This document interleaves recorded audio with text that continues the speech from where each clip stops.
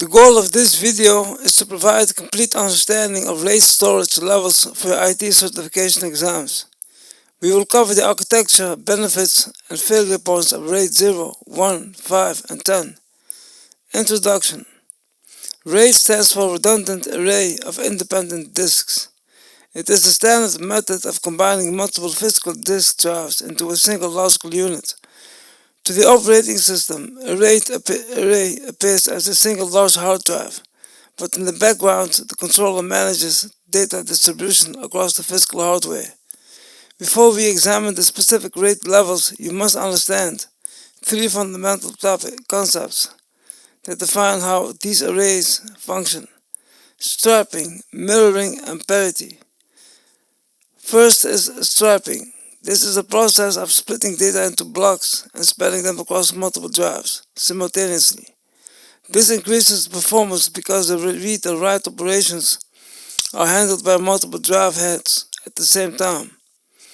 Second is mirroring. This is the duplication of data onto more than one disk. This provides redundancy. If one drive fails, the identical data exists on the other drive. Visual datagram showing data blocks and P blocks representing parity. Third is parity.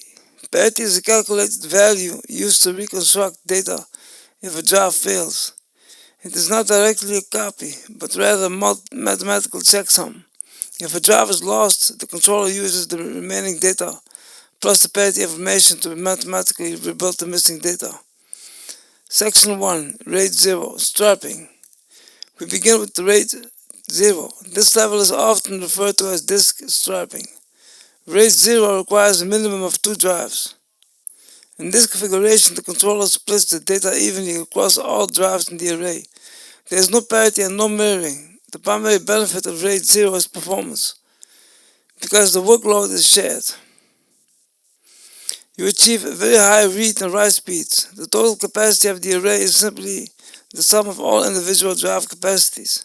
However, RAID 0 has a critical flaw for enterprise environment: zero fault tolerance, because the data is fragmented across the drives. If a single drive fails, the entire array is lost. There is no way to rebuild the missing fragments. Therefore, RAID 0 is suitable only for non-critical data, where speed is the only priority, such as temporary cache for video editing. It is not suitable for any system where data retention is required. Section 2. RAID mirroring. Visual diagram of 2 drives. Data block A1 is written to disk 1 and identically to disk 2. Next is RAID 1. This level is referred to as disk mirroring. RAID 1 also requires a minimum of 2 drives.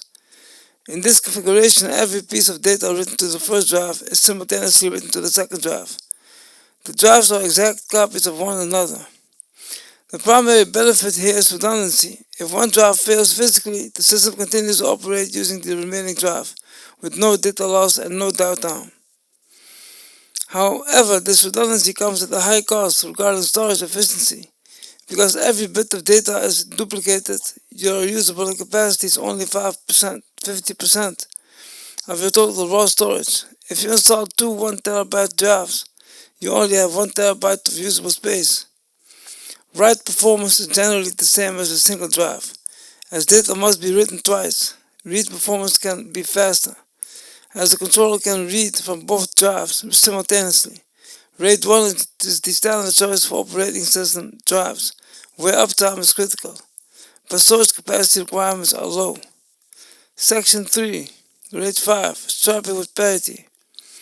We move now to RAID 5. This is one of the most common configurations in enterprise environments because it balances performance, capacity, and security. RAID 5 requires a minimum of 3 drives. It uses block level strapping, similar to RAID 0, but it adds distributed parity. The parity information is not stored on a single dedicated drive. Instead, it is spread across all drives in the array along with the data. The fault tolerance of RAID 5 allows for the failure of exactly one drive. If a drive fails, the system remains operational.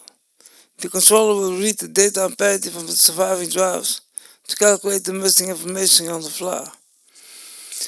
The storage efficiency is calculated as n minus 1. If you have an array of 3 drives, your usual capacity is equivalent to 2 drives. 1 drive's worth of capacity is dedicated to parity overhead. While read speeds are very fast due to swapping, write speeds are slower than rate 0 because the system must calculate the parity checksum for every write operation. RAID 5 is an excellent general-purpose solution for file service and applications service where read-intensive workloads are common. Finally, we have RAID 10, technically known as RAID 1 plus 0. This is an nested RAID level that combines the features of RAID 1 and RAID 0. RAID 10 requires a minimum of 4 drives. Structurally, it creates a stripe across multiple mirror pairs. You can think of it as a RAID 0 array whose individual elements are RAID 1 arrays. This configuration offers the best of both worlds. You receive the high performance of striping and the high redundancy of mirroring.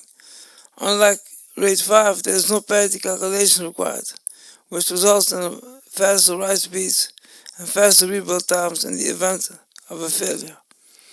RAID 10 can tolerate multiple drives failures, but provided that no 2 failures occur within the same mirrored pair.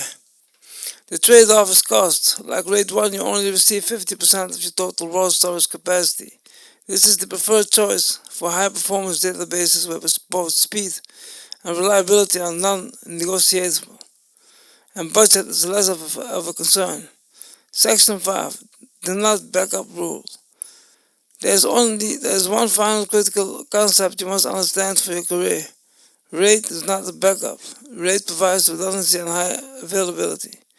It protects against hardware failure. It does not protect against data corruption, accidental deletion, or ransomware.